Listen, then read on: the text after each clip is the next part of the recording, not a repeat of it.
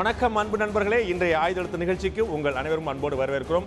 November மாதம் 8ஆம் தேதி தூங்கிய 500 ரூபாய் 1000 ரூபாய் பற்றிய பேச்சு இன்னும் ஓய்ந்தபாடில்லை. இன்னும் சரியாக சொல்வதானால் 1000 ரூபாய் பற்றி இல்லை, 500 ரூபாய் பற்றி தான். 1000 ரூபாய் எங்குமே செல்லாது. நீங்கள் ரிசர்வ் வங்கியில் மாற்ற கொடுத்தால் மட்டும்தான் உண்டு, வேறு எங்குமே செல்லாது. எந்த ஏற்கனவே மத்திய அரசு அறிவித்திருக்கக்கூடிய பொது பயன்பாட்டுக்கு ஏற்றுக்கொள்ளக்கூடிய இடங்களில் 500 ரூபா தாள் மட்டும்தான் ஏற்கப்படுமே தவிர 1000 ரூபா தாள் எங்கேயுமே ஏற்கப்படாது. 1000 ரூபா தாள் நீங்கள் ஒன்லி பேங்க்கில் போய் டெபாசிட் பண்ண முடியும், இல்லைன்னு ரிசர்வ் பேங்கில் போய் காட்டி மாற்றி வாங்கினா உண்டு. அது அவங்க அனுமதி தான் உண்டு, வேறு எங்கேயுமே வாய்ப்பில்லை. 1000 ரூபா புழக்கத்திலிருந்து அறவே அறந்து விட்டது. 500 ரூபாய் மட்டும் சில இடங்களில் குறிப்பிட்ட காலத்துக்கு மட்டும் அனுமதிக்கப்பட்டிருக்குது. இதில் தொடர்ந்து எழக்கூடிய பல்வேறு பிரச்சனைகள் திரு ஸ்டாலின், தமிழகத்துடைய எதிர்க்கட்சி தலைவர் திமுகவுடைய பொருளாளர் ஸ்டாலின் சொல்லியிருக்காரு. இந்த வாக்கெடுப்பு அவங்க ஒரு ஆப் மூலமாக பிரதமர் நரேந்திர மோடி அவர்கள் பொதுமக்களுடைய ஆதரவு 90% மேலே இருக்குன்னு சொல்லி சொல்றாங்க. சில ஊடகங்கள் நடத்திய கருத்து கணிப்பிலும் கூட அந்த மாதிரி ஆதரவா இருக்குன்னு சொல்லி சொல்றாங்க. இப்படிலாம் நடத்தினா பத்தாதுங்க, ஆளாளுக்கு ஒரு கருத்து நடத்தினா என்ன அர்த்தம்? ஒரு பொது வாக்கெடுப்பு நடத்துங்கிற ஒரு கேள்வி எழுப்பியிருக்காங்க. அதே போல மத்திய அரசு ஊழியர்கள் என்ன சொல்றாங்கன்னா, இப்போ பண தட்டுப்பாடு, ரொக்கத்துக்கான தட்டுப்பாடு பெருமளவில் இருக்குது. அதனால நீங்க இந்த மாசம் அடுத்த மாசம் வரக்கூடிய சம்பளத்தை குறைஞ்சபட்சமா இந்த 2 மாசத்துக்கான சம்பளத்தை ரொக்கமா நீங்க கொடுங்க அப்படிங்கிற கேள்வி எழுப்பியிருக்காங்க, கோரிக்கை வச்சிருக்காங்க. இந்த ரொக்கமா கொடுக்கிற மூலமா அந்த தட்டுப்பாட்டை குறைக்க முடியும். அரசு ஊழியர்கள் நாடு முழுக்க பெரும்பகுதியில் இருக்கிறதுனால அவங்களுடைய கையில பணம் புழங்குச்சுன்னா அது ஆட்டோமேட்டிக்கா சர்க்குலேஷனுக்கு வந்துடும் அப்படிங்கிற ஒரு கோரிக்கை வச்சிருக்காங்க. இதுல கணக்கு காட்டாதவர்களுக்கு ஒரு கிடுக்கு பிடிக்கான விஷயங்கள் சொல்லப்படுது. எல்லா ஊடகங்களும் அதிகாரப்பூர்வமான தகவல் வரல. ஆனா கேபினெட்ல முடிவு செய்யப்பட்டிருக்கு, வங்கிகளில் வருமானத்துக்கு மீறி நீங்கள் வைப்பு வைத்தீங்கன்னா 50 விழுக்காடு வரைக்கும் உங்களுக்கு அபராத வரி வசூலிக்கப்படும். கணக்கே காட்டல, அவங்க தான் பிடிச்சாங்க அப்படின்னா 90% வரைக்கும் காலி அப்படின்னு சொல்லப்படுது. இன்னும் கேபினெட்ல எந்த டிசிஷன் வந்த மாதிரி தெரியல. ஸோ இந்த மாதிரி ஒரு கடுமையான ஒரு கிடுக்கிப்பிடி மத்திய அரசு போறதுல ஒட்டுமொத்தமாக இந்த வங்கியில் பணம் செலுத்தக்கூடிய விஷயத்தை, இந்த 500 ரூபா 1000 ரூபாய் கொண்டு போய் வங்கியில் டெபாசிட் பண்ணக்கூடிய ப்ராசஸ்ல ஒரு தொய்வை ஏற்படுத்தியிருக்காங்க ஒரு கேள்வி உள்ளது. காரணம் என்னன்னா, கிட்டத்தட்ட ஒரு 18 நாட்கள் முடிந்த பிறகு ஒரு 6 லட்சம் கோடி ரூபாய் தான் உள்ள வந்திருக்குன்னு சொல்றாங்க.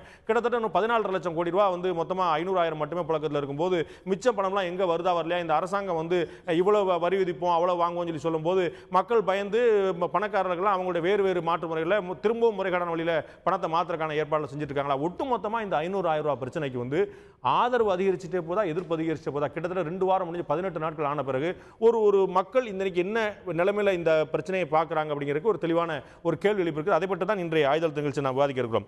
நிகழ்ச்சி இந்த போது நம்முடைய பாஜகவுடைய தமிழ்நாடு மாநில செயலாளர் திரு ராகவன் நம்முடைய நிகழ்ச்சி உங்களை நிகழ்ச்சி வரும். அதுபோல ஓய்வு பெற்ற வங்கி அதிகாரி திரு கோபாலகிருஷ்ணன் நம்முடைய நிகழ்ச்சி உங்களை நிகழ்ச்சி வரும். அதுபோல திராவிட முன்னேற்ற கழகத்துடைய வழக்கறிஞர் செய்தி தொடர்பாளர் திரு சரவணன் நம்முடைய நிகழ்ச்சி உங்களை நிகழ்ச்சி வரும். அதுபோல மத்திய அரசு ஊழியர்களுடைய சங்கத்துடைய பிரமுகர் திரு துரைபாண்டியன் நம்முடைய நிகழ்ச்சி உங்களை நிகழ்ச்சி வரவேற்கிறேன்.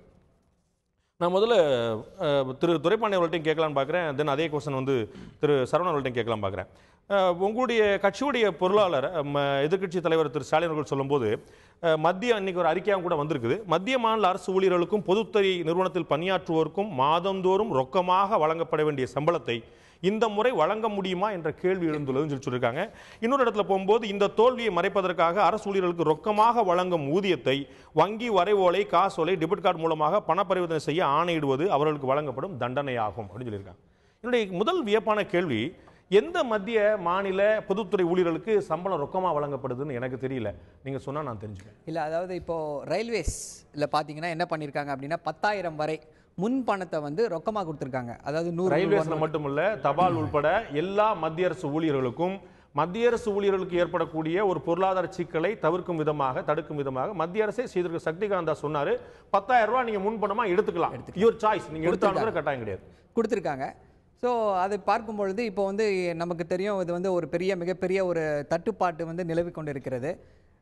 அதாவது இது வரைக்கும் இந்த முயற்சியை முக்கியமாக வரவேற்றவர்கள் யாருன்னு பார்த்தா இந்த சேலரி கிளாஸ் தான் இதை வரவேற்றாங்க ஃபஸ்ட்டு. ஏன்னா அவங்களுடைய டிரான்சாக்ஷன்ஸ் பார்த்தீங்கன்னா எதுவுமே கேஷ் பேஸ்ட் டிரான்சாக்ஷன்ஸாக இருக்காது மோஸ்ட்லி. ஏன்னா எல்லாமே அந்த அக்கௌண்ட்டுக்கு போய்டும், அவங்களுடைய சேலரி அக்கௌண்ட்டில் வந்துடும், அந்த சேலரி அக்கௌண்ட்லேருந்து தான் எடுத்து செலவு பண்ணுவாங்க. இப்போ அவர்களுக்கே ஒரு மிகப்பெரிய பிரச்சனை நிற்கிறது. ஏனென்றால் மாத முடிவில் இப்போ அவர்களுடைய வீட்டில் வேலை செய்பவர்களுக்கோ இல்லை மற்றவர்களுக்கோ எதாக இருந்தாலும் பால்காரனுக்கும் பேப்பர்காரனுக்கும் எல்லாத்துக்கும் கையில் பணமாக தான் கொடுக்க முடியும். அவன் ஒரு ஏடிஎம் கார்டு மிஷினையோ இல்லை இந்த பேடிஎம் ஆப்பையோ கொண்டு நம்மக்கிட்ட பணம் வசூலிக்க போவதில்லை.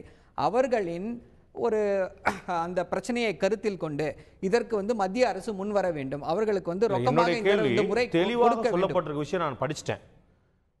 மத்திய மாநில பொதுத்துறை ஊழியர்களுக்கு ரொக்கமாக வழங்கப்படும் சம்பளம் அப்படின்றாங்க. ரொக்கமாக எங்க வழங்கப்பட்டுச்சு நான் கேக்குறேன். ரொக்கமாக வழங்கப்படுகிறதோ இல்ல எப்படி கொடுக்கறாங்கன்றது முக்கியம் கிடையாது. நீங்க தான் இப்ப சொன்னீங்க. இல்ல இப்ப பிரச்சனை என்னன்னா, அவர்கள் இப்போ வரக்கூடிய இந்த முதல் மாச சம்பளம் வந்திருக்கக்கூடிய இந்த சம்பளத்தை எப்படி பெறுவார்கள்?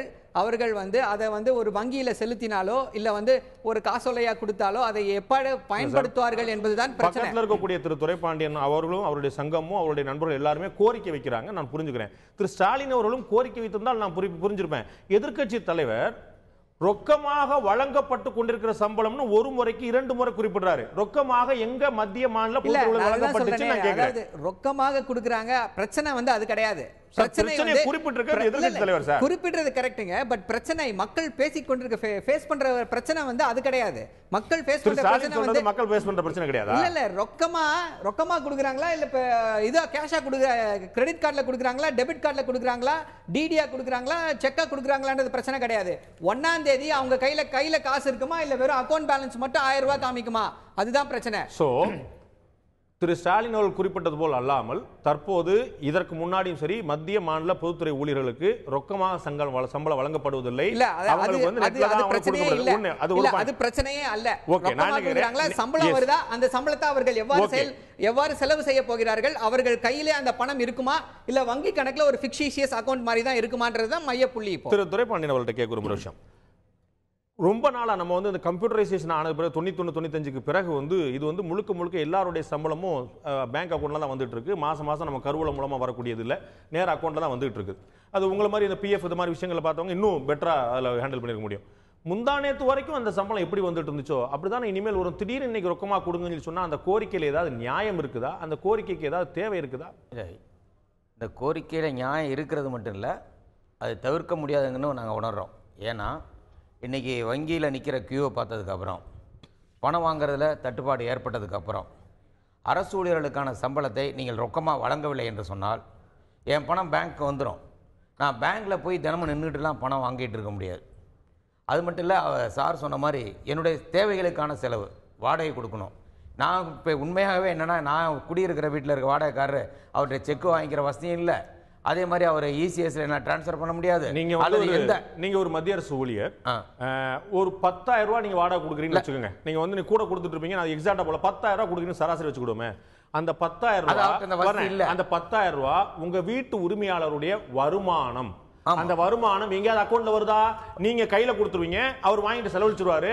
அப்போ வருஷத்துக்கு 1.25 லட்சம் ரூபாய் அவர் கையில வருது, எந்த அக்கௌண்ட்லயும் இல்லாமல. அதுக்கு நான் சொல்றேன், இல்ல நான் என்ன முதல்ல என்ன பிரச்சனை நான் சொல்லிடுறேன். இல்ல இந்த பிரச்சனை சொல்லுங்க. 10,000 ரூபாய் ஒரு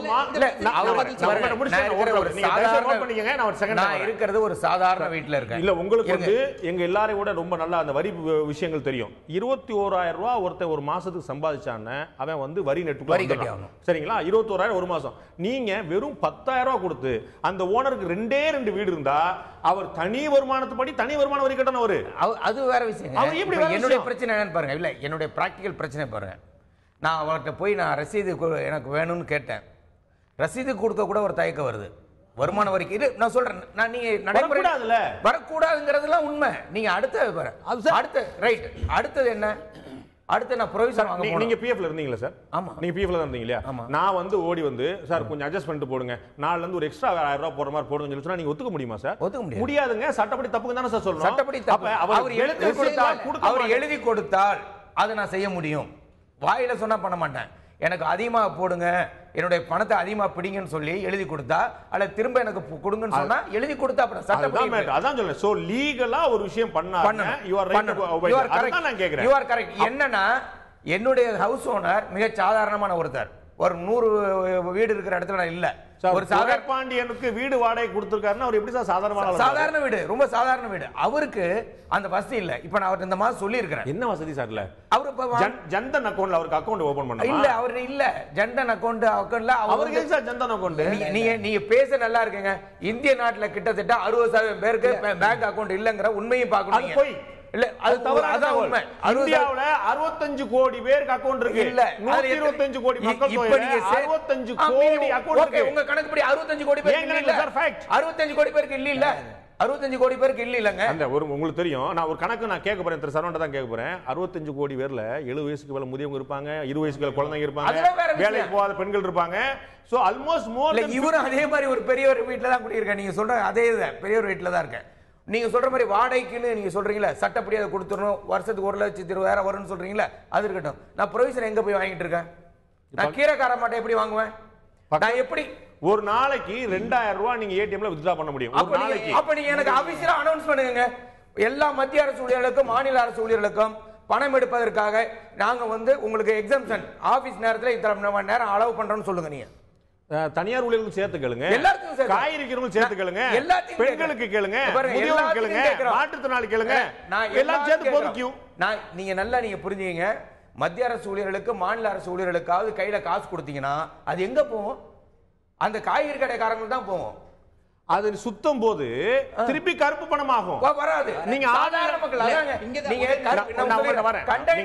பிடிப்பதற்கு பதிலா எங்க நாட்டுடைய எங்களோட சகோதரிகள் கடுகுல டப்பால சேர்த்து வச்சிருக்காங்க பாருங்க, அந்த பணத்தை பிடிக்க பாக்குறீங்க. நீங்க எங்கங்க பிடிக்கிறாங்க? ஆமாங்க, அதுதாங்க உண்மை.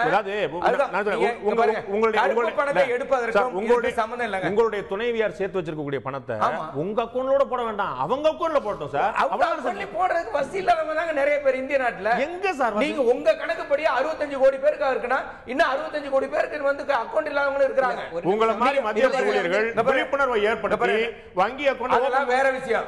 ஆனா இன்னைக்கு அந்த விழிப்புணர்வு இல்லை என்பதுதான் உண்மை. 10 கோடி வணிகர்களில் எத்தனை கோடி பேருக்கு அவங்க ஆப்ஸ்ல வச்சுக்கிட்டு அல்லது POS வச்சுக்கிட்டு பணம் வாங்குற வசதி எதுவுமே அதிகாரி இருக்காரு கேளுங்க. எதுவுமே வேண்டாங்க, எதுவுமே வேண்டாங்க. POS எங்களுடைய கோரிக்கை ரொம்ப எளிமையானதுக்கு நான் சொல்லிடுறேங்க. எங்க கோரிக்கை ரொம்ப எளிமையானது.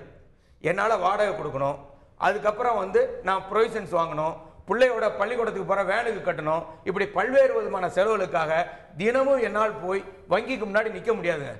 அதுக்காக எனக்கு விடுப்பும் கிடையாது. இப்போ இது வருஷ கடைசி வரை விடுப்பும் கிடையாது. நீங்கள் கேட்பது உரிமை அல்ல, ஒரு சலுகை. சலுகை நீங்களே சொல்லிருக்கீங்க. உரிமைக்கே அலாடிட்டு இருக்காங்க, நீங்க சலுகை கேக்குறீங்க. மத்திய அரசாங்கமே 10,000 ரூபாயை அட்வான்ஸா கொடுத்திருக்காங்க. 10,000 ரூபாய் அட்வான்ஸா கொடுத்திருக்காங்க. நான் அர்த்தம் கேக்குறேன். மத்திய அரசாங்கமே கொடுத்திருக்காங்க. எங்களுக்கு கொடுத்தாங்களா?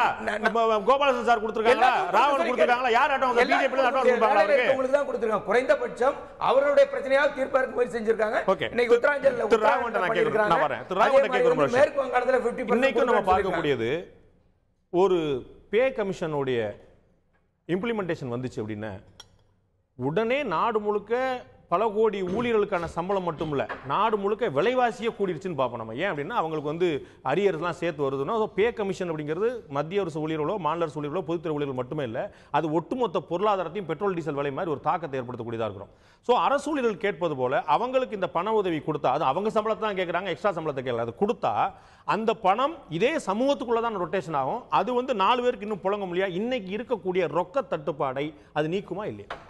அதுக்கு தாங்க மத்திய அரசாங்கம் நீங்கள் சரியாக குறிப்பிட்டீங்க. 10,000 ரூபாய் எல்லாருக்கும் ரொக்கமாக இந்த முறை கொடுப்பது என்பது முடிவெடுத்திருக்கிறாங்க. இவங்களுடைய ரிக்வஸ்ட் அதுதானே, அதை செஞ்சுருக்கிறாங்க அரசாங்கம். இன்னொரு விஷயம் நீங்கள் புரிந்துக்கொள்ளணும், எதுக்காக இந்த 4,500 ரூபாய் 2,000 ரூபாய் ஏடிஎம்ல எடுக்கிறது, மாதத்துக்கு வாரத்துக்கு 24,000 ரூபாய் தான் எடுக்கணுங்கிறதுனால ரிசர்வ் பேங்க் தெளிவாக சொல்லியிருக்கிறாங்க, எங்ககிட்ட பண தட்டுப்பாடு இல்லை, லாஜிஸ்டிக்னால இந்த டிலே ஆகலாம், அதனால தான் கொஞ்சம் கொஞ்சமாக அதை ரிலாக்ஸ் பண்ண ஆரம்பிப்பாங்க. இன்றைக்கி ஏடிஎம்லேயோ இல்லாட்டி பேங்க்லேயோ இப்போ நிறையவே அந்த கடந்த ஒரு வாரம் 10 நாளைக்கு முன்னாடி இருந்த நிலைமை மாறி இன்னைக்கு சகஜ நிலைமை திரும்பிட்டு இருக்குது. நீங்கள் சொல்லுங்க சகஜ நிலைமையா தெரியுது பாருங்க, மக்களே சொல்லட்டும். இருங்க ஒரு நிமிஷம் நீங்க மக்கள்கிட்ட போய் சொல்லுங்க. இந்த அரசியல் பேசுறவர்கள் இப்படிதான் பேசிட்டு இருக்க போறாங்க. நீங்க இவர்களை நல்ல சகஜ நல திரும்பினா கூட இல்லைன்னு தான் சொல்லிட்டு இருக்க போறாங்க. நீங்க வேணா 2 மாசம் கழிச்சு திரு ஸ்டாலின் அவர்கிட்ட கேட்டு பாருங்க, இதே தான் சொல்லிட்டு இருக்க போறாரு. ஆனால் மக்கள் அனுபவிட்டு இருக்காங்க, டெய்லி பேங்க்குக்கு போறவங்களுக்கு தெரிஞ்சிட்டு இருக்காங்க. நான் கேக்குறது வேற கேள்வி சார். நான் கேக்குறது வேற, பேங்க்ல கியூ குறைஞ்சிருக்காங்க. நான் கேக்குறது மத்திய அரசு ஊழியர்களுக்கு மாநில அரசு ஊழியர்களுக்கு பொதுத்துறை ஊழியர்களுக்கு கொடுத்துருந்தீங்கன்னா அந்த பணம் ரொட்டேஷன்ல தான வரும். நான் என்ன கேக்குறேன், அதுதானே சொல்றேன், செலவு பண்ண கூடாதுன்னு ஒண்ணும் கிடையாது. நீங்க மளிகை சம்பளத்தை கொடுக்கறவங்களுக்கு என்ன யார் நீங்க பிக்சர் தப்பா கொடுக்காதீங்க. என்னமோ அவங்க சம்பளத்தை நவம்பர்ல அவங்க சம்பளமே அரசாங்கம் கொடுக்க மாட்டேன்னு சொன்னது போல, சரி நீங்க எல்லாம் ரிக்வெஸ்ட் பண்றீங்க, இந்தாங்க 10,000 ரூபாய் எடுத்துக்கோங்க அப்படின்னு அரசாங்கம் சொல்லுவது போல நீங்க பிக்சர் கொடுக்குறீங்க. அது இல்ல பிரச்சனை. எல்லாருடைய சம்பளம் சரியான நேரத்துல அவங்க என்னைக்கு இது நாள் வரை எப்படி சம்பளம் வாங்குறாங்களோ அப்படித்தான் போகும். இப்ப இவர்களுக்கு மாத்திரம் அரசாங்கம் சலுகையா 10,000 கையில கொடுக்க போகுது.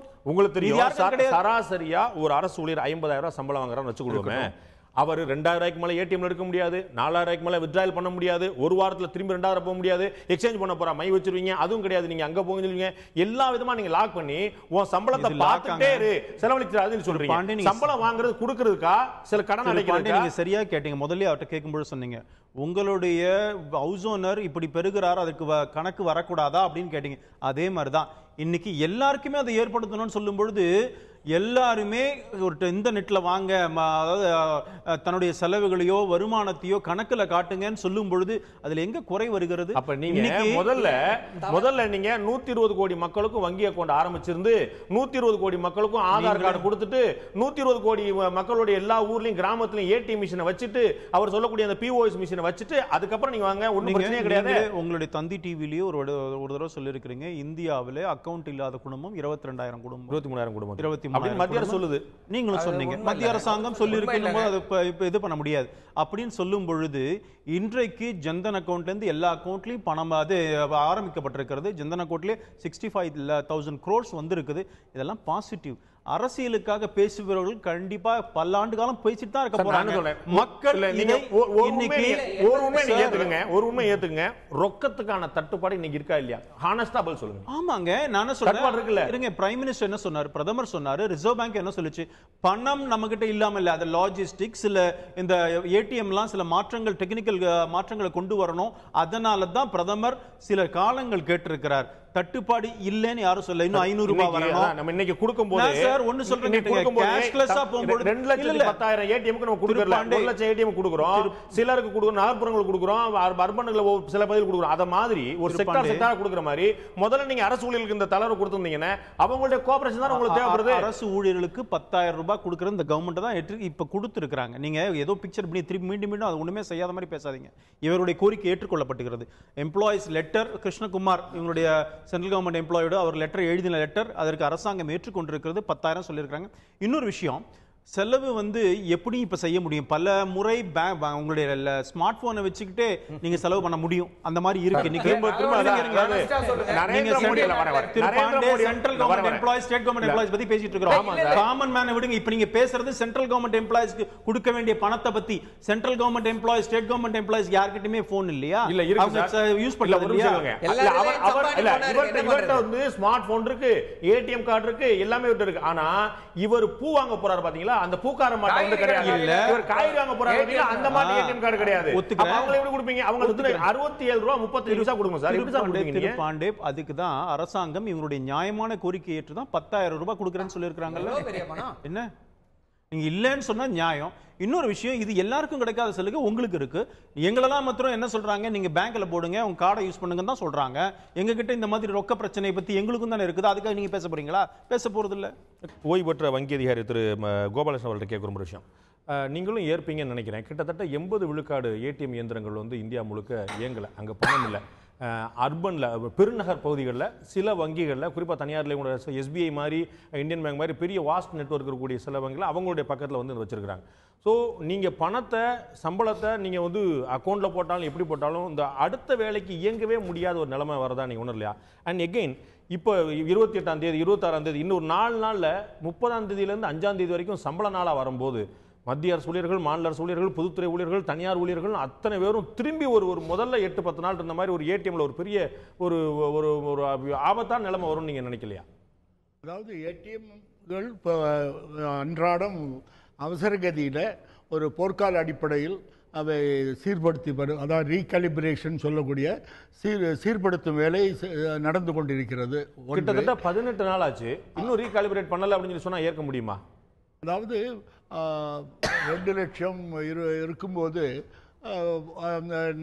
டைம் ஆகிறது இயல்பு தான். 24 ஹவர்ஸ்க்கு ஒருக்க பணம் கொடுப்பாங்க, பணம் நிரப்புவாங்கன்னு நினைக்கிறேன். If I am not wrong. ஆமா, ஒரு ஏடிஎம்ல 24 மணி நேரத்துக்கு ஒரு முறையாவது நீங்க பணம் நிரப்பி ஆகணும். சில இடங்கள்ல அதுக்கு இடையில கூட நிரப்பக்கூடிய வாய்ப்புகள் உண்டு. சில ரொம்ப மோஸ்ட் பப்ளிஷ் இடங்கள்ல ஒரு தடவைக்கு மேலாகவும் பண்ணுவாங்க. நான் 24 ஒரு முறை நான் சொல்றேன், 24 மணி நேரத்துல ஒரு முறை போய் ஒரு ஏடிஎம்ல பணத்தை 3-4 பெட்டியிலையும் போய் ரேக்ல போய் வச்சுட்டு வர முடியும். உங்களுக்கு 18 நாள்ல ஒரு ரீகாலிபிரேட் பண்ண முடியலன்னு சொல்லி சொன்னா பிரச்சனை வேற ஏதோ, ஆனா இவங்க வேற ஏதோ பண்ணிட்டு இருக்காங்க தான் யோசிக்க வேண்டியிருக்கும். அப்படி ஒன்றும் பிரச்சனை வேற ஏதோன்னு சொல்றதுக்கு இல்லை. ஏன்னா ரொக்கம் இல்லை.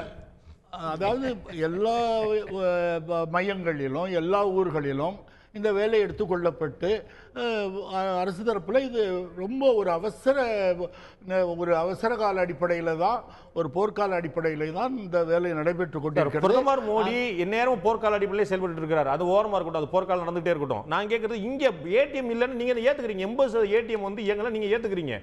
ரீகாலிபிரேட் பண்றதுக்கு 18 நாள் ஆகும்னா நீங்க ஒரு பேங்க்ல ஒரு ஆபீசரா இருந்திருக்கீங்க, நீங்க அந்த காலத்துல நீங்க எல்லாத்தையும் பார்த்திருக்கீங்க கண்கூடா. 18 நாள் ஆகும் ரீகாலிபிரேட் பண்றதுக்குன்னு.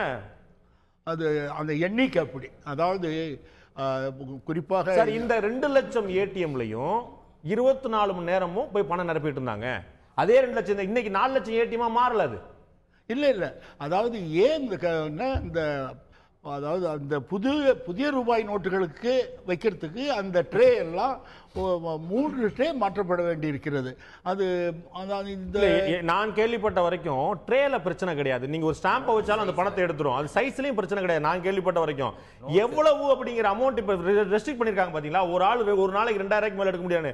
அது வந்து ஒவ்வொரு ஆளுக்கு 10,000 ரூபாய் 25,000 ஒவ்வொரு ஆளுடைய அந்த கார்டு பொறுத்து மாறும். அது சோ இவங்க எடுத்தா 10,000 20,000 எடுத்துக்கூடாதுங்கிறதா காலிபிரேஷன் பிரச்சனையே தவிர, நான் கேள்விப்பட்ட வரைக்கும் அது ட்ரே பத்தி சைஸ் பத்தி இல்ல. ஏன்னா இந்த 2000 ரூபாய் சைஸ் பத்தி இல்ல. ஒரு ஸ்டாம்ப்ல நீங்க வச்சா கூட அது எடுத்து கொடுத்துரும். அது வெளியே சோ எத்தனைங்கற கவுண்ட் தான். நான் ஒத்துக்கிறேன்.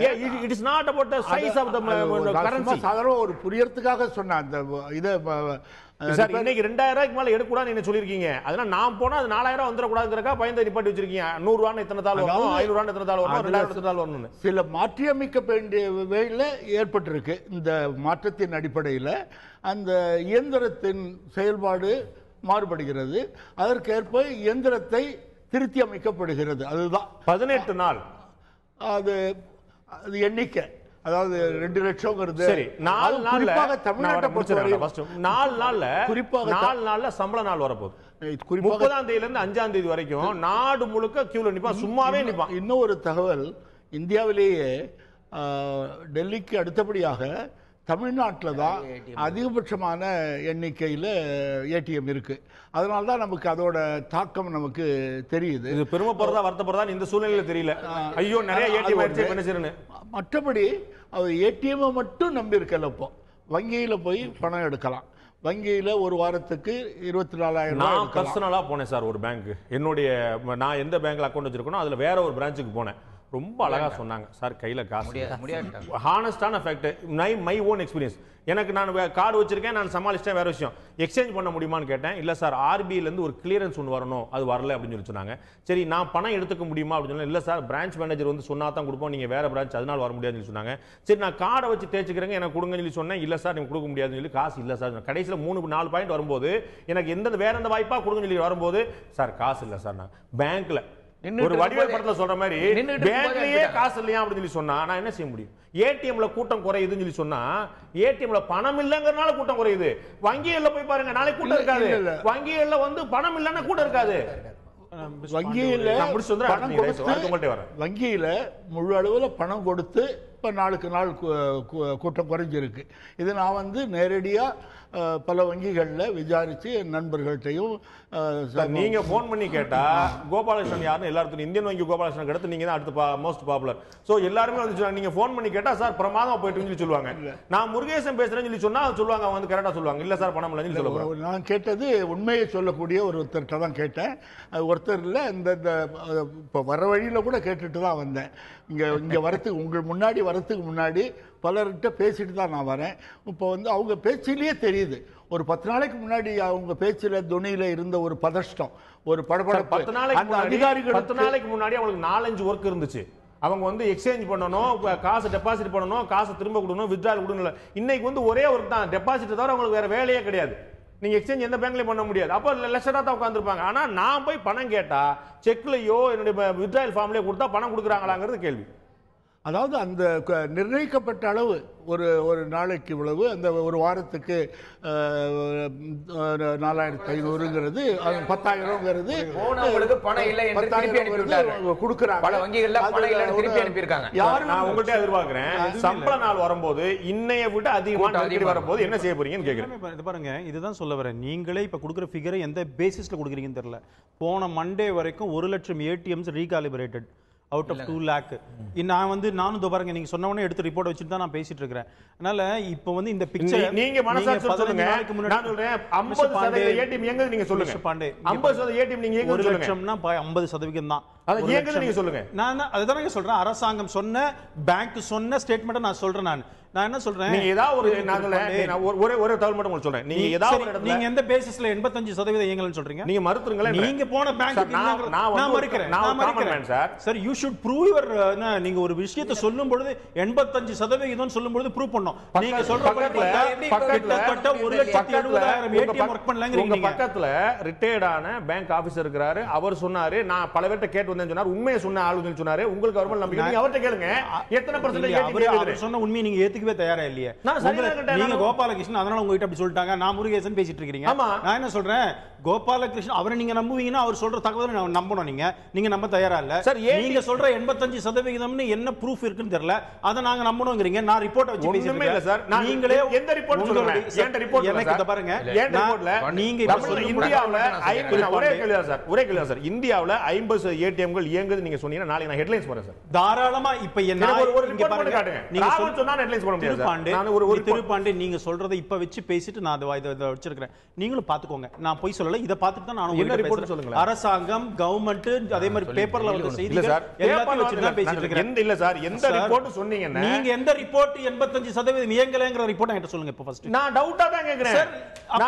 உங்களுக்கு பிடிச்சதா நான் டவுட்டா கேக்கும்போது அவர் டாஸ் பண்றாரு. நான் என்ன சொல்றேன், நான் 80% ஏடிஎம் இயங்கலன்னு திரு சரவணன்ட்ட கேக்கல, திரு துரைபாண்டிட்ட கேக்கல, திரு கோபாலகிருஷ்ணன்ட்ட கேக்குறேன். பேங்க் ஆபீசர் ஒரு கவுண்ட் தெரிஞ்சிருக்கும். உங்களுக்கு பிடிச்ச நம்பர் 85 80% பிடிச்ச நம்பர் அதனால 80 சொன்னீங்களா? இது எப்படி சொல்ல முடியும்? ஒரு விவாதத்துல இதெல்லாம் ஒரு ஆர்குமெண்டா?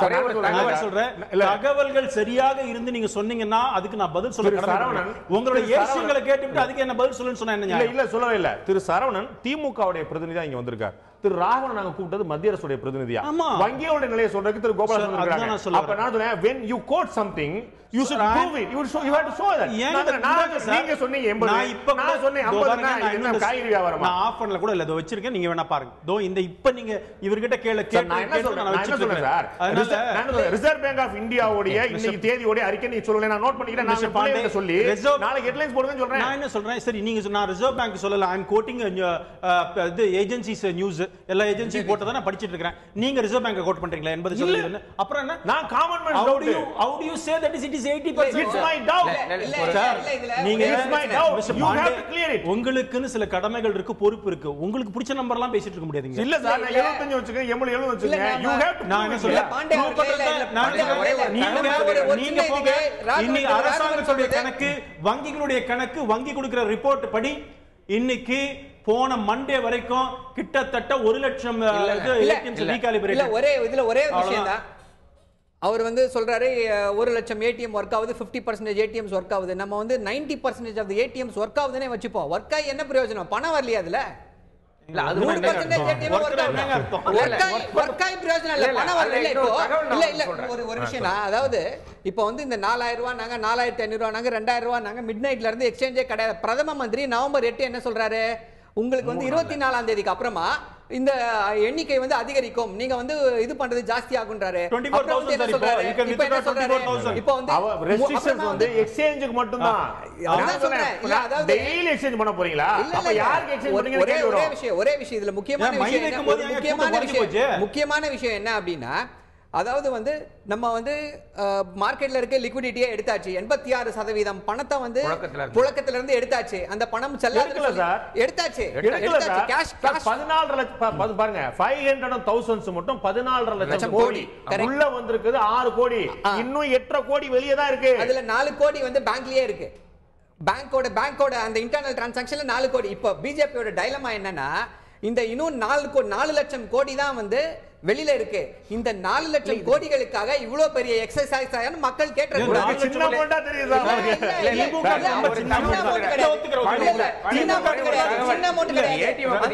14 லட்சம் கோடியோட பார்க்கும் பொழுது இந்த 4 லட்சம் கோடிகளுக்காக மக்கள் எவ்வளவு அவஸ்தைப்பட்டு கொண்டிருக்கிறார்கள், அதற்கு கூடிய விலை என்ன? 80 நீங்க சொன்னீங்க பாருங்க, 2 லட்சம் ஏடிஎம். திரு சரவணன் சரியா சொல்லணும்னா 2,20,000 ஏடிஎம்ங்க. இதுக்கான டெக்னீஷியன்ஸ் 10,000 பேர். ஒரு ஏடிஎம் ரீகாலிபிரேட் பண்ணி செட்டில் பண்ணோம்னா 2.5 மணி நேரம் ஆகும் அப்படின்னு அரசாங்கமே கணக்கு போட்டிருக்காங்க. இந்த நிலை நீடித்தது என்று சொன்னால் 5 மாதங்கள் ஆகும் என்று சொல்லி அரசு தரப்புல இருந்து இன்னொரு தகவல் வந்திருக்கு. குறைந்தது 5 மாதம். இன்னைக்கு ஒரு சொல்ற மாதிரி 50% ஒர்க் பண்ணுன்னு சொன்னா, நான் ஒரு உதாரணம் சொல்றேன். நான் இருந்து வர பகுதியில இருந்து பாத்துக்கிறேங்க. திருவல்லிக்கேணி, அண்ணா நகர், பல இடங்கள் நான் போய் பார்த்தேன். எல்லா ஏடிஎம்லயும் 10ல் 2 தாங்க இருக்கு திறந்திருக்கு. ஓகே, நீங்க சொல்றது உண்மையை கொள்வோம். நீங்க சொல்றது உண்மையை கொள்வோம். நான் என்ன கேக்குறேன், வங்கி பணியாளர்கள் இதே பிரச்சனை உங்கள மாதிரி அவங்களும் மத்திய அரசுடைய பொதுத்துறை ஊழியர்கள் தான் இருக்காங்க. அவங்க ராணுவம் போல வேலை பார்த்துட்டு இருக்காங்க. ஆனா நீங்க வெளியில வந்துகிட்டு எங்களுக்கு வந்து கேஷா கொடு, எங்களுக்கு ரொக்கமா கொடு, அட்வான்ஸா கொடு சொல்றீங்க. அவங்க ஒரு வாரத்துக்கு வழி இல்லாம வேலையை குறைப்போம். கேஷ் எங்க வாங்குவீங்க? எங்க ஆபீஸ்லயே கொடுத்துருவாங்க. கேஷ் அருண்ஜேட்லில வாங்குவீங்களா? மொத்தத்துல இருந்து வாங்கி அருண்ஜேட்லில இருந்து வாங்குவீங்களா? யாரு? அருண்ஜேட்லில இருந்து வாங்குவீங்களா? directly it will be dispersed. It will not go to any other. Sir, ATM 2 லட்சம் ஏடிஎம் போற வழி இல்லையா? பணம் கொடுக்கறதே பிரச்சனை இல்லையா? அவங்க போக வேண்டாமா? 2 லட்சம் ஏடிஎம் போற வழி இல்ல. பணம் இல்ல. பல கோடி அரசு ஊழியர்களுக்கு நேரா சரவணன் சார் சொன்னார்லங்க, அதுதான் சரி. புழக்கத்துக்கு விடுவதற்கு பணம் இல்லை, இன்னும் தயாராகவில்லை. 4 இடத்துல அடிச்சா கூட 6 மாசத்துக்குள்ள இது செட்டில் ஆக வாய்ப்பே கிடையாது. அதை மறைப்பதற்காக நீங்க என்னென்னமோ அனௌன்ஸ் பண்ணிட்டு இருக்கீங்க. ஒரு வாரத்துக்கு 24,000 ரூபாய் நீங்க ஏடிஎம்ல வித்ட்ரா பண்ணலாம் அப்படின்னு சொல்லிட்டு அரசாங்கம் சொல்லியிருக்குது. ஓகேவா? நீங்க பேங்க்ல போயோ ஏடிஎம்ல போய் 24,000 ரூபாய் ஒரு வாரத்துக்கு. சதானந்த கவுடாவுக்கு என்ன ஏற்பட்டதுன்னு செய்தி படிச்சீங்களா? சதானந்த கவுடாவுக்கு என்ன ஏற்பட்டது? ஒரு கதி ஏற்படல. செக் கொடுத்து போயிட்டாரு. அது வேற விஷயம். அவருக்கு வசதி இருந்தது. அவங்க அண்ணன் வீட்டுக்கு வசதி இல்லாதனால, அவங்க அண்ணன் வீட்டுக்கு வசதி இல்லாதனால ஹாஸ்பிடல்ல பணம் வாங்காம வெளிய விடாம இருந்தாங்க. செக்க கொடுத்த அப்புறம் தான் வெளிய விட்டாங்க. இல்ல, திரு துரைபாண்டியன் அவங்க கேட்டது, சார் ஒரு அமௌண்ட் 50,000 கட்டுங்க சொல்லி சொன்னாங்க. 50,000 கேஷா கொடுக்கவானா? இல்ல சார், நான் கேஷ் அக்செப்ட் பண்ண மாட்டேனாங்க. செக்கா கொடுத்தாங்க. சிம்பிளா கேஷ் அக்செப்ட் பண்ண மாட்டேன்னு சொல்ல. ஆமா, 500,000 வேணாம்ட்டாங்க. ஆமா, செல்லாம அதுக்கு என்ன அர்த்தம்? செக் என்ன அர்த்தம்? இது வேற ஒருத்தருக்கு ஏற்பட்டிருந்தா சதானந்த கவுடாவால 49,000 கொடுத்து கூட்டி போக முடியும். செக் கொடுக்க முடியும். ராமசாமி குப்புசாமி வீட்டுக்கு ஏற்பட்டிருந்தா இல்ல, ராமசாமி குப்புசாமியும் செக்காவோ டிடியாவோ கை கார்டை கொடுத்தாங்க.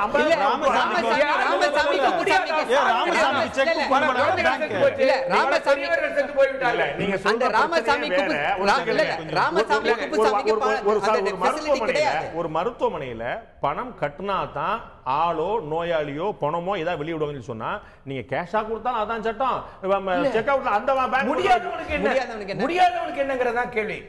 முடியறவங்கள பத்தி பிரச்சனை இல்ல. முடியாதவங்க நீங்க யாரை குறிப்பிடுறீங்கன்னு தெரியல. அக்கவுண்ட் இல்லாதவங்க போய் ஹாஸ்பிடல்ல பிலோ ஹாஸ்பிடல்ல குழந்தை செத்துருக்கு, பெரியவங்க செத்துருக்காங்க. சார், போனா பணம் வாங்க மாட்டேன். இங்க நீங்க சொல்ல முடியாதவங்கள பிலோ பாவர்ட்டி லைன் கேட்டு குறிச்சுக்கவா? வறுமை கோட்டுக்கு மட்டும் இல்ல, வசதி வறுமை கோட்டுக்கு கீழ இருக்க அப்போல போறாங்களா? வறுமை கோட்டுக்கு கீழ இருக்க அப்போல போறாங்களா? சாதாரண ஆமா, வறுமை கோட்டுக்கு கீழ இருக்க அப்போல போறாங்களா? வறுமை கோட்டு அவங்கள இருக்கவங்க இல்ல, சாதாரண மனிதன் போறான். அடகு அந்த சாதாரண யார் சார்? அந்த சாதாரண யாருன்னா இருக்கிற நகை நட்டு அடகு வச்சுட்டு போறான் பாருங்க, அவனாலே முடியல. அது நல்லா புரிஞ்சுங்க. சாதாரண மக்கள் எனக்கு உடம்பு சரியில்லைன்னா நான் கடன் வாங்கி தாங்க பார்க்க முடியும்.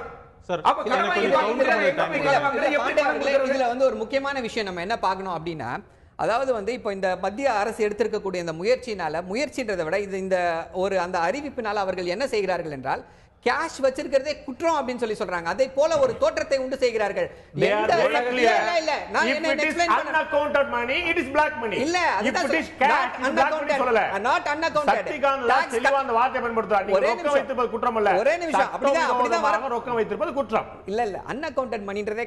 டாக்ஸ் கட்டலனா தான் அது வந்து தவறான இதாகும். இப்ப என்ன சொல்றீங்க? நீங்க என்ன சொன்னீங்க கொஞ்ச நேரத்துக்கு முன்னாடி?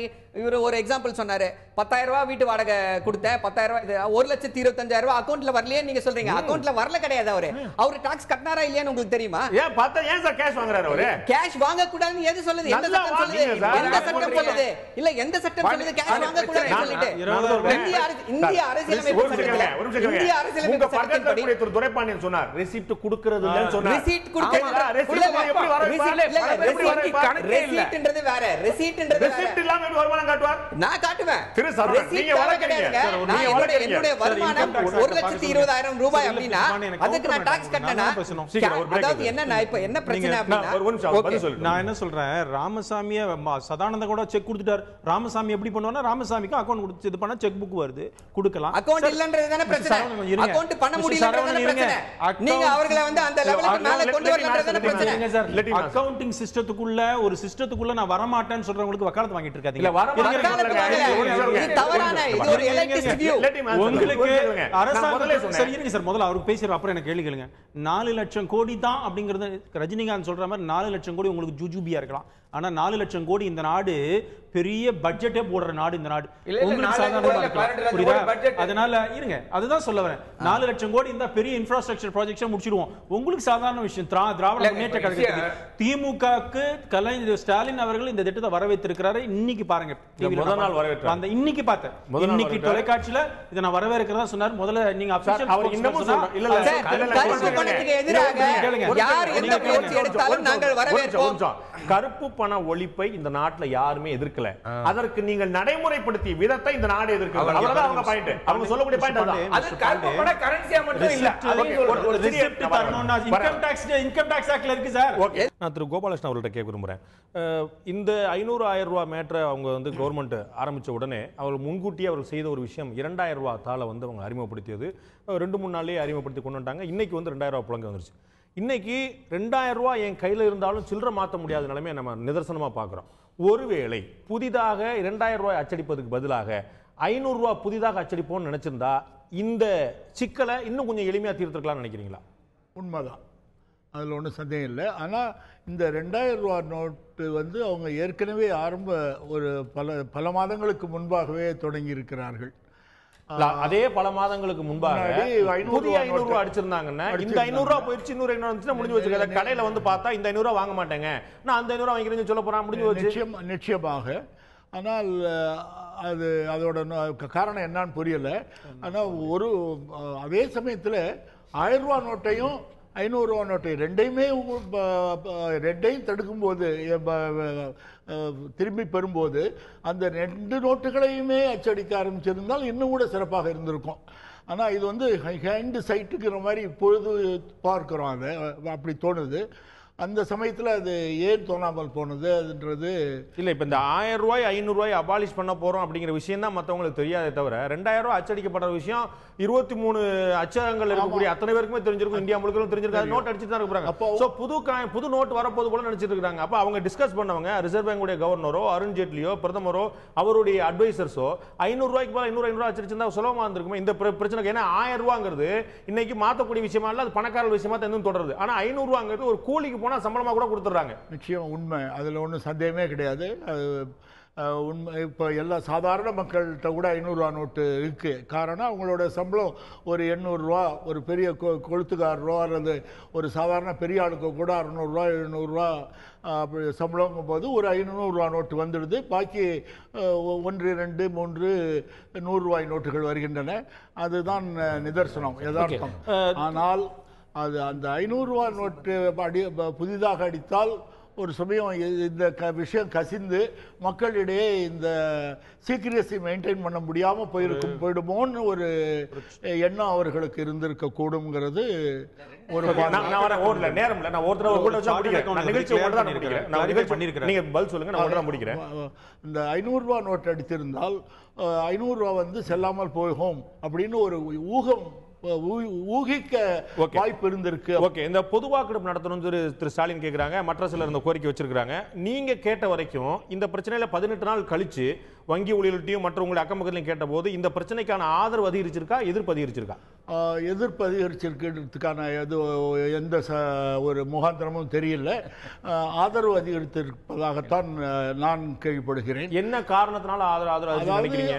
இது ஏதோ இதன் நோக்கம் நல்லது, இதனால் கருப்பு பணம் ஒழியும், கள்ள நோட்டு. ஸ்டாலின் அவர்கள் முதல் நாள்லயே 9ஆம் தேதி காலையில் நினைக்கிறேன் கோயம்புத்தூர்ல வச்சுட்டு, இதே கோயம்புத்தூர் ஏர்போர்ட்ல வச்சுட்டு இந்த திட்டத்தை வரவேற்கிறேன்னு சொல்லி சொன்னார். இன்னமும் வரவேற்கிறார். அவர் மட்டுமல்ல, திரு துரைபாண்டியன் வரவேற்கிறார், திரு சரண் எல்லாரும் வரவேற்கிறாங்க. இந்த திட்டம் சரி, ஆனால் அமல்படுத்தப்பட்ட விதம் சரியாங்கிறதா எல்லாருக்குமே கேள்வி. யாருமே கருப்பணத்தை ஒழிக்கணும்னு சொல்லி ஒழிக்க கூடாது இல்லையே. அதாவது அவங்களுக்கு புரியுது, பொதுமக்களுக்கு புரியுது. அதாவது ஒரு நல்ல காரியம் நடக்க போகும்போது சில சிரமங்கள் ஏற்படும், சில கஷ்டங்கள் ஏற்படும், அதனால அதை பொறுத்துக்கலான்னு தோணுது. அதாவது மக்களிடையே ஒரு கோபம் இருப்பதாக எந்த ஒரு வங்கி அதிகாரியும் தெரிவிக்கல. நான் திரு சரவணன் ஒரு புள்ளி வரம் சொல்றேன், அது தப்பா இருந்தா திரு துரைபாண்டியன் மறுப்பார் நான் கேட்டுக்கிறேன். நாட்டில் வந்து கிட்டத்தட்ட 8.5 கோடி பேர் வந்து பிஎஃப்ல இருக்கிறாங்க. அதாவது நிரந்தரமான சம்பளம் வாங்கிட்டு இருக்காங்க அப்படிங்கிற கணக்கு தான் பிஎஃப்க்கு போகும். அவர் ஏற்பார். 7 கோடி பேர் பென்ஷன் வாங்கிட்டு இருக்காங்க. மொத்தம் 15 கோடி பேர் மாத சம்பள வருமானத்தில் இருக்கிறாங்க. கிட்டத்தட்ட ஒரு 15 கோடி பேர் அப்படின்னா அந்த குடும்ப கணக்கா பார்த்தா 10 கோடி குடும்பம் மட்டுமே வைக்கிறேன். 15 கோடி பேர் இந்த நெட்ல இருக்கிறாங்க. அது குடும்பமா 10 கோடி குடும்பமா சொல்கிறேன். 10 கோடி குடும்பத்துல ஒரு குடும்பத்துக்கு 4 பேர் வச்சா 40 கோடி குடும்பம் மாதாந்திர வருமானத்தில் இருக்கிறாங்க. ஒண்ணு, அவங்களுக்கு எந்த பிரச்சனையும் கிடையாது. ரெண்டாவது, 20 வயசுக்கு கீழே இருக்கிறவங்க, வேலைக்கு போகாத 20 வயசு கீழே இருக்கிறவங்க கிட்டத்தட்ட 45 கோடி இருக்கிறாங்க. 20 வயசு கீழே அவங்களுக்கும் இந்த பிரச்சனை கிடையாது. ஏன்னா அவங்க சம்பளம் வாங்க போல, வெளியில போல. 70 வயசுக்கு மேல 5 கோடி பேர் இருக்கிறாங்க. அவங்களுக்கும் பிரச்சனை கிடையாது. அவங்க அப்பா அம்மா குழந்தைகள் மொத்தம் பார்த்துக்க போறாங்க. பிலோ பாவர்ட்டி லைன், வறுமை கோட்டு கீழே 15 கோடி பேர் இருக்கிறாங்க. ஆக கூடி மொத்தமா 100 கோடி பேர் இந்த பிரச்சனையில நேரடியாக பாதிப்புல இல்லாம இருக்கிறாங்க. இன்னும் 25 கோடி பேர்ல பணக்காரங்க, நீங்க சொல்லக்கூடிய அதானி, அம்பானி, திரு சரவணன் எல்லாருமே அந்த லிஸ்ட்ல வருவாங்க.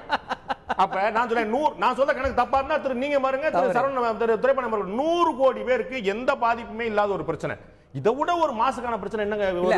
புள்ளி விவரங்கள் எப்பொழுதுமே வந்து உண்மையை வந்து உண்மை நிலையை வந்து எப்பொழுதுமே வந்து நான் சொல்ற விஷயங்கள் புள்ளி விவரங்களை வந்து எப்படி உங்க டைம் வரும்போது நீங்க பேசுங்க. ஸ்டாட்டிஸ்டிக்ஸ் வந்து எப்படி இன்டர்பிரேட் பண்றீங்கன்றத பொறுத்து தான். நான் சொல்ற நம்பர் தப்புன்னு சொல்லுங்க. நம்பர்ஸ் மேட்டரே கிடையாது. நம்பர்ஸ் வந்து மேட்டரே கிடையாது. அப்ப 100 கோடி பேருக்கு பிரச்சனை இல்லாம 100 கோடி பேருக்கு பிரச்சனை கிடையாதுன்னு எப்படி சொல்ல முடியும்? எப்படி சொல்றீங்க பிரச்சனை கிடையாதுன்னு சொல்லுங்க? ஏங்க மாச சம்பளக்காரங்க மாச சம்பளம் வந்துற போதுங்க. இல்ல மாச சம்பளம் வரும், பேங்க் அக்கவுண்ட்ல மட்டும் தான் இருக்கும். அந்த மாச சம்பளம் என் கையில எடுக்க முடியாது. என் கையில எடுக்க முடியாது. ஸ்டாலின் அவர்கள், திரு கருணாநிதி அவர்கள், அத்தனை எதிர்க்கட்சி தலைவர்கள் சொல்லக்கூடிய இடதுசாரி தலைவர்கள் அத்தனை சொல்லக்கூடியதானே அப்பாவி மனிதர்கள், சாமானியர்கள் வரிசையில் நின்று கஷ்டப்படுறாங்கன்னு சொல்றீங்க இல்லையா? இது 100 கோடி பேருக்கு இல்ல, 70 வயசுக்கு மேல, 20 வயசுக்கு கீழ வாங்குறவங்க, பென்ஷன் வாங்குறவங்க. இல்ல நீங்க வந்து பாதிப்பு பத்தி பேசுறீங்க. பாதிப்பு வந்து முக்கியமான பாதிப்பு யாருக்கு அப்படின்னு சொல்லி சொன்னா, இந்த டெய்லி லேபரர்ஸ், வீக்லி லேபரர்ஸ், சிறு தொழில் செய்பவர்கள், ஸ்மால் ஸ்கேல் மீடியம், இவர்களுக்கு பிரச்சனை பிசினஸ் பாதிக்குது அப்படின்னா அது கவர்மெண்ட்டை பாதிக்கும். எப்படி கவர்மெண்ட்டை பாதிக்கும்? கவர்மெண்டோட ஒரு நிமிஷம்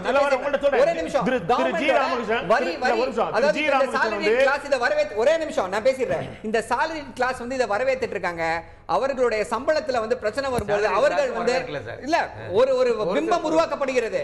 அவர்களுக்கு அரசாங்கத்திலிருந்து எப்பொழுது வந்து பணம் இல்லை, உங்களுக்கு வந்து பணம் சம்பளம் கொடுக்க முடியாத பிரச்சனை வருதோ அப்பதான் இந்த எக்கனாமிக் ஒரு ப்ராப்ளத்தோட economic recession, it's going to come to economic recession.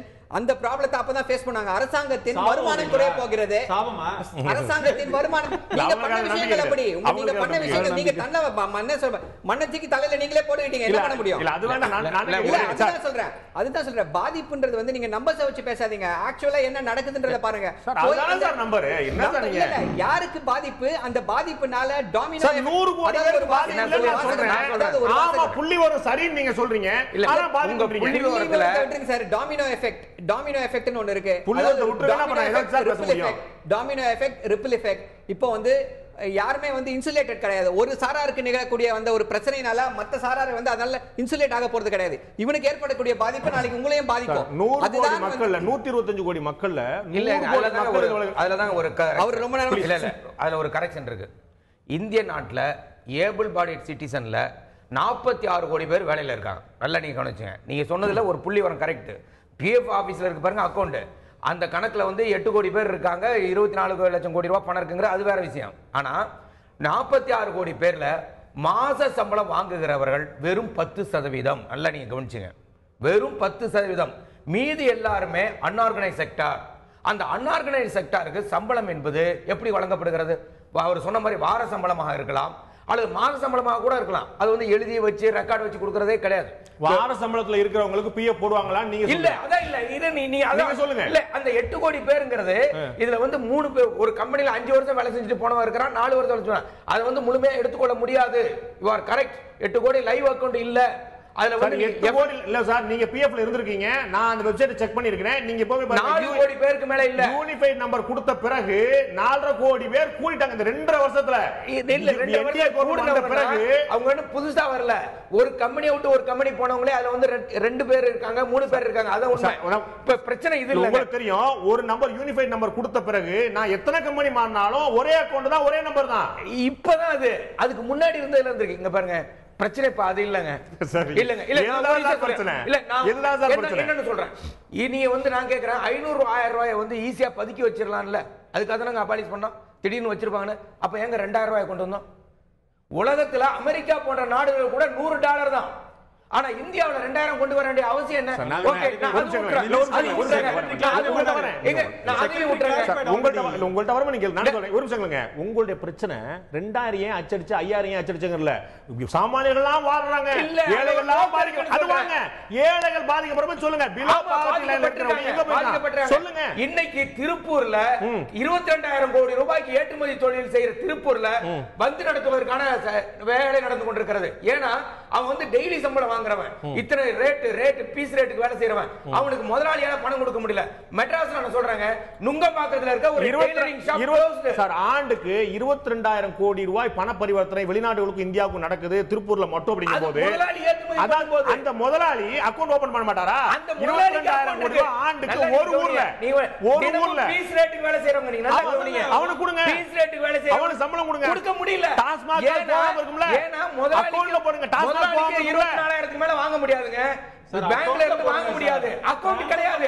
எங்க திருச்சியில இருந்து திருப்பூர்ல போய் வேலை செய்யறவங்க அக்கவுண்ட் கிடையாதுங்க. 65 கோடி அக்கவுண்ட்னு சொன்னீங்க இல்லையா? 65 கோடி அக்கவுண்ட்க்கு ஒரே ஒரு சின்ன எக்ஸாம்பிள், ஒரே சின்ன ஆபரேஷனல்ல விட்டுருங்க. ஒருத்தரே வந்து எனக்கு தெரிஞ்சு ஒருத்தரே வந்து மினிமம் 2 அக்கவுண்ட் இல்ல 3 அக்கவுண்ட் வச்சிருப்பாங்க. அது அவங்கள்ட்ட தான் கேக்குறாங்க, உங்க அக்கவுண்ட் பூரா காட்டுங்க சொல்லிட்டு. சரவணனுக்கு 4 அக்கவுண்ட் சார், நீங்க வருத்தப்படுறது 4 அக்கவுண்ட் வச்சிருக்கிற பத்தியா? அக்கவுண்ட் இல்லாதவன பத்தியா? நீங்க முதல்ல முடிவு பண்ணிக்கங்க. இல்ல நீங்க உங்களுடைய துறைப்பாண்டிய அக்கவுண்ட் இல்லாத பத்தி கவலைப்படுற திரு சரவணன் 4 அக்கவுண்ட் வச்சிருக்கிற பத்தி கவலைப்படுற. எப்படின்னா உங்களுடைய புள்ளி விவரத்தை சொல்றேனா? புள்ளி விவரம் நீங்க சொன்னீங்க இல்லையா 65 கோடி, அதுக்காக புள்ளி விவரங்கள் எப்படி மிஸ்லீடிங்கா இருக்கும்?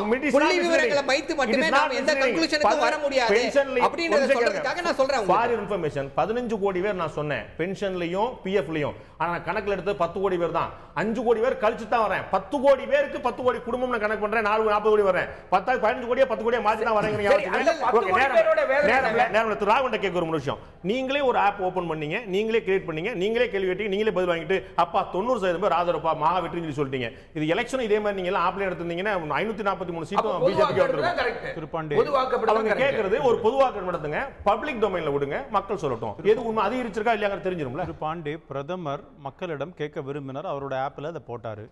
டைம்ஸ் ஆஃப் இந்தியா குரூப் இந்த மாதிரி கருத்து கணிப்பு எடுத்துறாங்க, சி ஓட்டர்ஸ் நிறைய தமிழ் ஊடகங்களும் எடுத்திருக்கிறாங்க, ஆங்கில ஊடகங்களும். எத்தனை லட்சம் பேர் அதையும் சேர்த்து சொல்லுங்க. இருங்க சார், உங்களுக்கு சௌரியமா கணக்கு வந்தா எத்தனை லட்சம் பேர் கேட்டீங்க? எனக்கு தெரியும், நான் இல்ல டைம்ஸ் ஆஃப் இந்தியாவோட ஓனர் நான் இல்ல. சி ஓட்டர்ல எத்தனை லட்சம் பேர் கலந்துட்டாங்க சார்? எத்தனை கலந்துட்டாங்கன்றது இல்ல சார், உங்களுக்கு சாதகமா வந்தா தான் 1200 பேர் எடுத்து பொறுமை இல்லாம இருக்கீங்க. நான் சொல்றது கேட்டு இருங்க.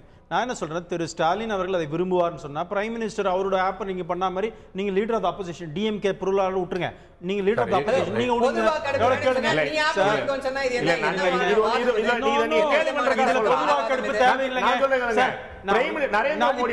நரேந்திர மோடியோட ஆப் போட்டாருங்க. ஒரு நிமிஷம் கேளுங்க, அது டைம்ஸ் ஆஃப் இந்தியாவோ தனியார் நிறுவனத்தோட இதுல பிரதமருடைய ஆப் அப்படின்னு பாக்குறாங்க சொல்றேன். அப்ப பிரதமர் அவர் சொல்லிட்டு படிக்கிறாரு, நீங்க தான் பாரதிய ஜனதா பார்ட்டியோட ஆப். முக்கியமான விஷயம் அதுல இதுக்கு பிரதமருக்கு எந்த சம்பந்தமும் கிடையாது. இல்ல நீங்க லீடர் ஆஃப் தி ஆப்போசிஷன் தான, நீங்க எடுங்க. நான் என்ன சொல்றேன், ஒண்ணே புரிஞ்சுக்கோங்க, இத கொண்டு வந்த உடனே டிமானிடைசேஷன் வந்த உடனே இவங்களோட முதல் குற்றச்சாட்டு என்ன?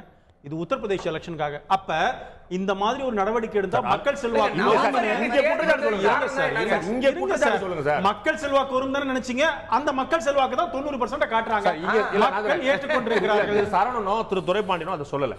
நீங்க இதுக்கு பதில் சொல்லுங்க. நீங்க ஒரு பொதுவாக நடத்தா என்ன சிரமம் இருக்க முடியும் கேக்குறேன். என்னங்க அர்த்தம் இல்லாதது ஒரு கவர்மெண்டோட டிசிஷனுக்கு பொதுவாக்கெடுப்பு என்ன தேவை சார்? நான் சொல்றேன், இது 125 கோடி மக்களோட நேரடி தொடர்புடைய விஷயம். 125 கோடி மக்கள் நேரடி தொடர்புடைய விஷயம். இருங்க, தப்பா சொல்றீங்க. ரிசர்வ் பேங்கோட section 26 of reserve bank act பாருங்க. அதே போல போர்டு, சென்ட்ரல் போர்டு இத முடிவு பண்ண முடியும். அதுல சட்டத்துல இடம் கொடுக்கப்பட்டிருக்கிறது. நீங்க சட்டத்தை மீறி நீங்க செஞ்சீங்கன்னு சொல்லல சார். இது சட்டத்துக்கு புறம்பான விஷயம் சொன்னா நீங்க சொல்லலாம். சொல்லலங்க. நான் சொல்றது 125 கோடி மக்கள் நேரடி தொடர்புடைய விஷயம். அவங்களோட கருத்தை கேளுங்களேன்றேன். இப்ப கேளுங்க, முன்னாடி கேட்கணும். என்ன கேட்கணும் எனக்கு புரியல. நீங்க தான கருத்து கணிப்புல நடத்துறீங்களே, பத்திரிகை நீங்க போடுங்க சார். நான் சொல்ல நாளைக்கு உங்களுக்கு சாதகமா வந்தா நீங்க இந்த மாதிரி பாதகமா வந்தா சார் பாண்டே சார் இது மாதிரி பண்ணும்போது மக்கள் கருத்து கணிப்பு நடக்கணும்னு இருக்கா என்ன? எதுல இருக்கு? அப்ப ஒவ்வொரு அரசாங்கத்தோட ஒவ்வொரு முடிவுக்கும் கருத்து கணிப்பு கேட்டுட்டு இருக்கீங்களா? இந்த முடிவு மத்த முடிவு ஒண்ணா சார்? அப்ப ஏன் பிரைம் மினிஸ்டர் டிவில வந்து பேசினாரு? எல்லா முடிவுக்கும் பிரைம் மினிஸ்டர் பேசினாரா? எல்லா முடிவுக்கும் பிரைம் மினிஸ்டர் பேசினாரா? நீங்க ஏன் டிவில பேசினாரு? இல்ல எல்லா முடிவுக்கும் ஆப் விட்டாரா? டைரக்டா தொடர்பு விஷயம். எனக்கு எங்காவது ஒரு இடத்துல சொல்லுங்க, கடந்த காலங்கள்ல 3 தடவை நடக்கும்போது இந்த மாதிரி நடந்திருக்கு அல்லது இப்படி நடத்தி கடந்த இது காலத்துல violation of rules னு சொல்லுங்க, காட்டுங்க. நாங்க சொல்லாத விஷயத்தை நீங்க சொல்லி நீங்க பதில் சொல்லாம போகாதீங்க. நான் கேக்குறது பிரைம் மினிஸ்டர் வந்து சாரி சிறிது நேரத்தில் முக்கியமான அறிவிப்பை வெளியிட போறேன்னு சொல்லி டமான் வந்து சொன்னார் இல்லையா? தப்பு கிடையாது. அப்புறம் அப்படி சொன்னார்ல, அவர் முக்கியத்துவம் அவருக்கு தெரியுதுல. அந்த 120 கோடி மக்கள்கிட்ட கேளுங்கன்றேன். தேவையில்லைங்கற என்னங்க இது? மக்கள் ஆதரவோடு தான் கவர்மெண்ட் 282 சீட்ஸ்ல வந்திருக்கிறோம். மக்களுடைய ஒரு முடிவு எடுக்கும் பொழுது கேபினெட் முடிவு எடுக்கிறாங்க. கச்சத்தீவு எல்லாத்தையும் கேட்டு தான் வந்து முடிவு பண்ணீங்களா? கச்சத்தீவு இருக்கும்போது நீங்க குடிச்சீங்களா? மக்களுக்கு கேட்டீங்களா? மக்களை கேட்டு முடிவு கச்சத்தீவு கொடுத்து காவிரி பிரச்சனை இந்த மாதிரி முடிவு எடுத்து அதுக்கு நாங்க ஆப்பூட்டு மக்கள் கிட்ட கேட்கல. ஆப்பூட்டு மக்கள் கிட்ட கேட்கல. நீங்க தான் ஆப்பூட்டு மக்கள் கிட்ட கேக்குறீங்க. ஆப் இல்ல, ஆப்பூட்டு கேட்டிங்க இல்லையா? நீங்க கேளுங்க, அப்ப தைரியமா கேளுங்க. பொதுவா கேளுங்க. நாங்க ஆப் வைக்கலையேங்க. ஆப் வச்சு ஓகேடு கேட்கலையே நாங்க. நீங்க தானே கேட்டீங்க. ஓகே, நம்ம வந்து விவாதம் யாருக்காலும் விட போறது இல்ல. இது எல்லாரும் சத்தம் போட்டு டிசம்பர் 30ஆம் தேதி வரைக்கும் தொடரக்கூடிய விவாதம் தான் இது. அன்னைக்கு தான் உண்மையிலேயே ஆதரவு அதிகரிச்சிருக்கா எதிர்ப்பு அதிகரிச்சிருக்காங்கிறது தெரியும். இந்த நோக்கத்துடைய பலனை திரு கோபாலகிருஷ்ணன் அவர்கள் சரியாக குறிப்பிட்டது போல மக்கள் இந்த பிரச்சனையை உணர்ந்து கொண்டிருக்கிறார்கள். ஓகே, எல்லாருக்கும் சிரமம், நம்ம அதை அனுபவிப்போம்னு சொல்லிட்டு அவங்களும் இந்த சங்கடத்தை அனுபவிச்சுட்டு இருக்காங்க. யாருமே சங்கடம் அனுபவிக்காம இல்ல. ஆனால் இது ஒரு நல்ல காரியம் போல தெரிகிறது என்று நினைத்து அனுபவித்தார்கள். இது நல்ல காரியம் தானா அப்படிங்கிறது டிசம்பர் 30க்கு பிறகு மத்திய அரசு எத்தனை கருப்பு பணத்தை வெளியெடுத்தது, எவ்வளவு கள்ளச்சந்தை ஒழித்தது என்று புள்ளிவரம் சொல்லுமையானால் அதன் பிறகுதான் தெரியும் இது முள்கிரிடமா மலர்கிடமா என்று. அதுவரை நாமும் பொறுத்திருப்போம். தொடரக்கூடிய விவாதம் தான். இந்த நிகழ்ச்சியில் கலந்து கொண்டு கருத்து அனைவருக்கும் நன்றி. பார்த்த உங்களுக்கும் நன்றி நண்பர்களே.